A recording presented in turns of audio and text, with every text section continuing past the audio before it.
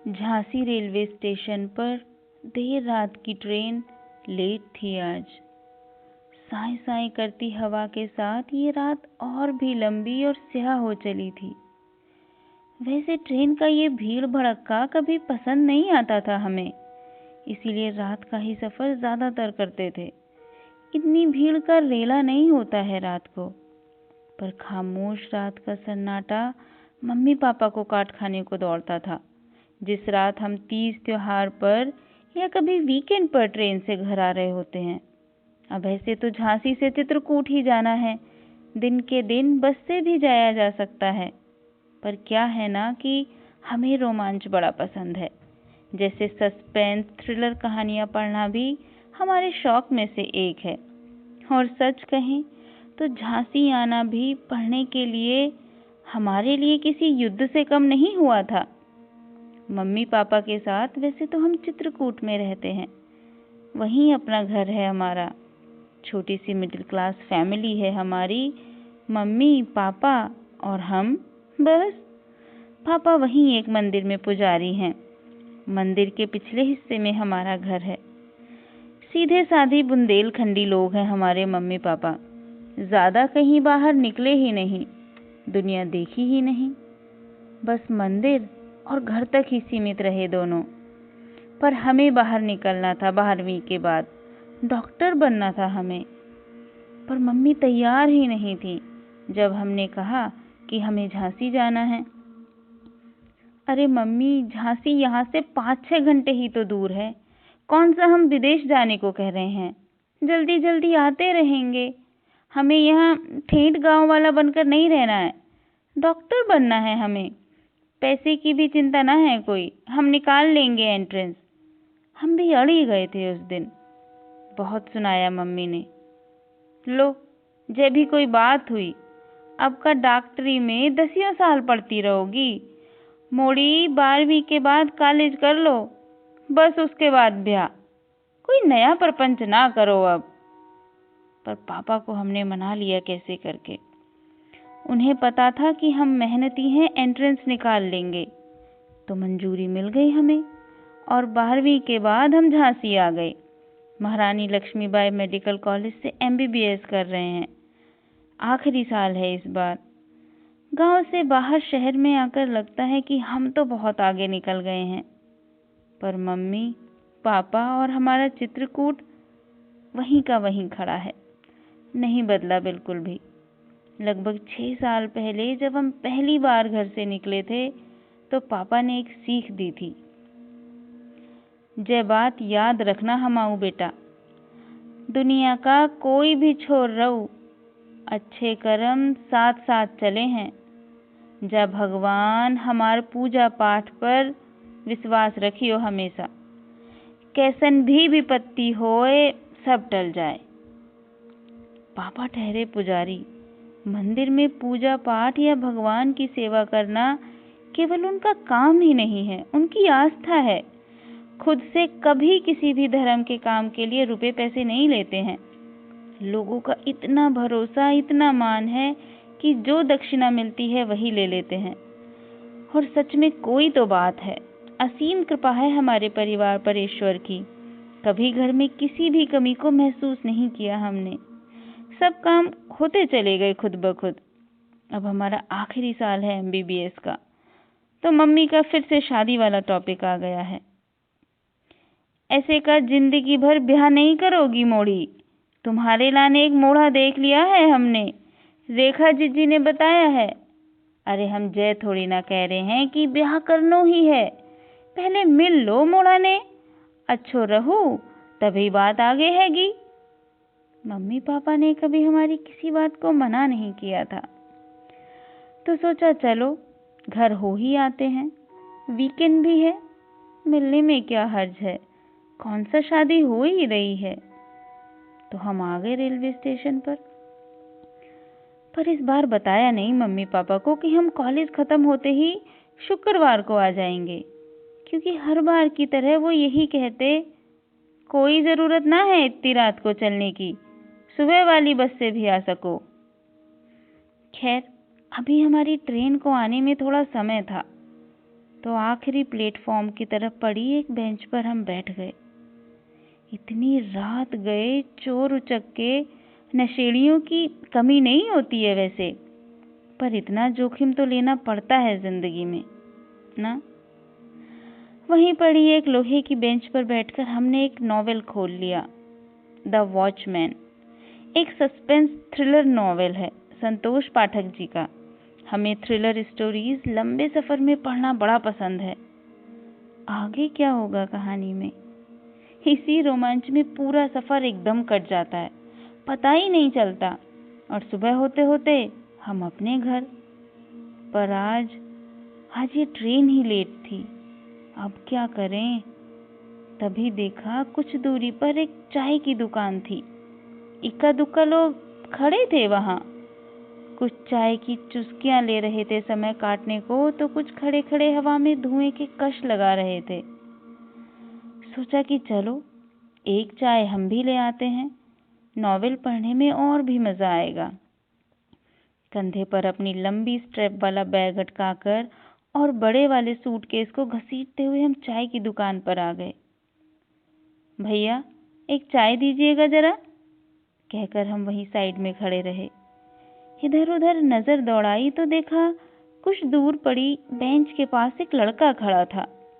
अंधेरे में ज्यादा साफ नहीं दिख रहा था उसका चेहरा, पर लग यही रहा था कि वो हमें ही घूर रहा है जैसे।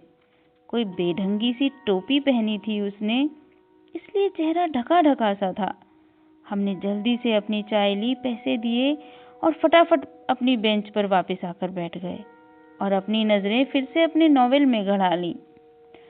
वैसे तो रात अंधेरी थी, चांद भी नदारद हो चुका था। दूर दूर तक स्टेशन से केवल खेत ही खेत दिखते थे मीलों तक। ऊपर से रात में आती ये सियारों के रोने की आवाजें। हम किताब के रहस्य में उलझे ही थे कि शायद यही खूनी है। तभी बेंच के साइड से अपने पीछे कोई सुगबुगाती आवाज सी सुनी, कोई आहट। बेंच के पास ही एक लैंप पोस्ट था, उसकी रोशनी में एक बड़ी सी लंबी होती परछाई दिखी और किसी ने धीरे से हमारे पास आकर कहा, मैडम आप चित्रकूट जा रही हैं इस ट्रेन से? हमें तो मानो काटो तो जैसे खून नहीं, कलेजा धक्क से हो गया। पीछे पलटकर देखा तो वही टोपी वाला लड़का खड़ा था, बिखरे बिखरे से कपड़े और ऐसे ही उसके जूते जिनके फीते आधे खुले उलझे उलझे से। होलिये से तो कोई शरीफ नहीं लगा हमें। अरे हम कहीं भी जाएं, आपको क्या पड़ी है, जाइए अपना रास्ता देखिए, कहकर हड़का दिया हमने उसे। मैडम आसपास देख रही हैं आप, कैसा भयावह सन्नाटा। इतनी रात को अकेले ट्रेन से सफर ठीक नहीं है। हम भी चित्रकूट जा रहे हैं। हमारी कार थोड़ी गर्म हो गई थी, कुछ खराबी थी, इसीलिए रुकना पड़ गया। तो यहाँ हम प्लेटफॉर्म पर हैं। हमारी मानिए, हमारे साथ चलिए, कार से छोड़ देंगे आपको, उसने फिर से कहा। तो हमें सख्ती दिखानी पड़ी कुछ।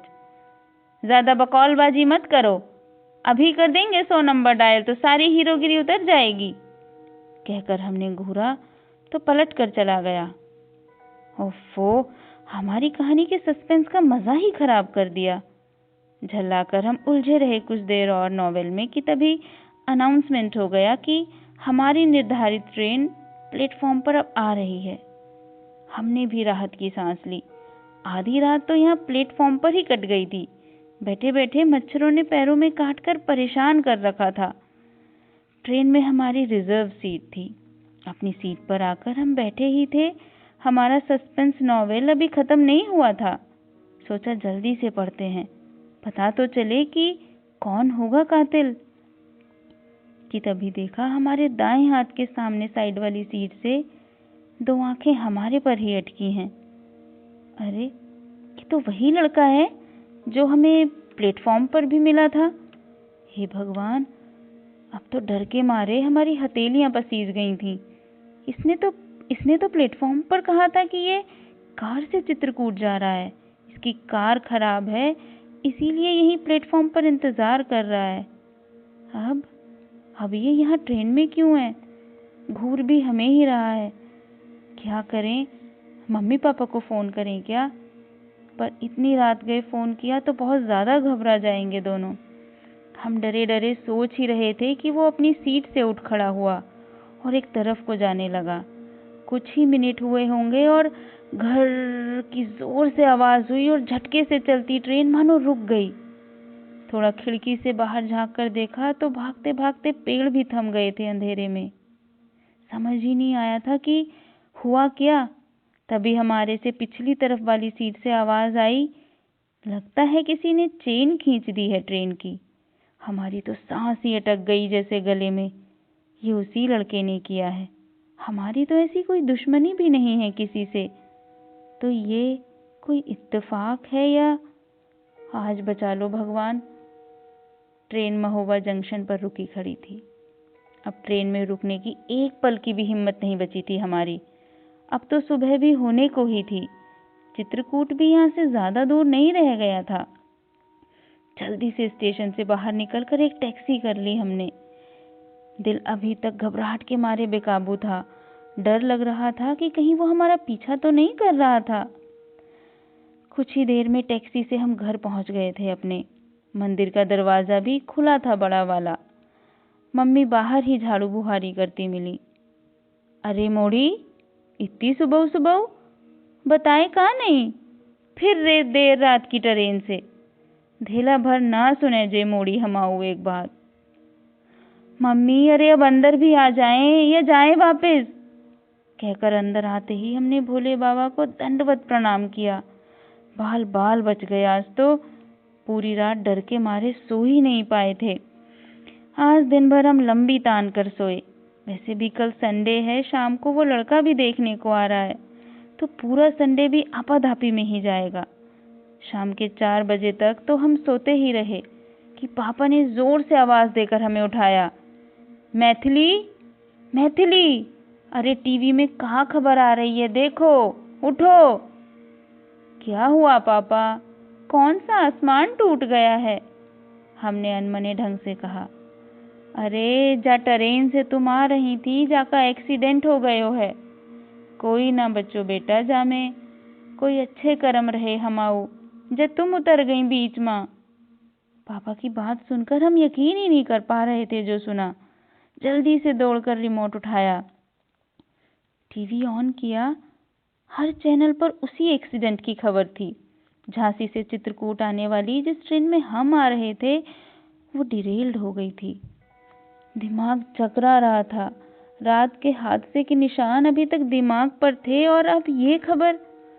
थोड़ा फ्रेश होकर हम घर से बाहर निकले गली में, तो देखा मंदिर की साइड वाली दीवार पर गुमशुदा लोगों के कुछ पोस्टर लगे थे।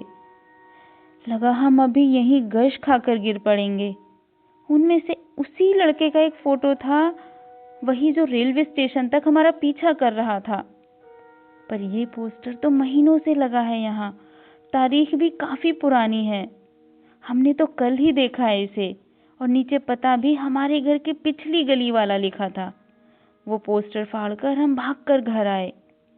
पापा पापा, ये पोस्टर देखो, पता भी यहाँ पिछली वाली गली का ही है। आप जानते हो क्या ये लड़का कौन है? ये जे तो हाँ तिवारी जी का बेटा है। भगवान जाने क्या हुआ था, महीनों लापता था, फिर एक दिन जाके मरने की खबर भी आई। बहुत ही भला परिवार है, पर ईश्वर की मर्जी के आगे कछु न हो सके। पापा की बात सुनकर कल रात की सारी बिखरी कड़ियां जुड़ने लगी थी हमारी आंखों के सामने। उस लड़के का वहां रेलवे प्लेटफॉर्म पर होना मात्र इत्तेफाक नहीं था, वो हमारे लिए वहां था, हमें उस ट्रेन में बैठने से रोकने के लिए। पापा की बात सच ही थी। हमारे अच्छे कर्म हमारा साथ देते हैं हमेशा। बस ये कहानी यहीं तक।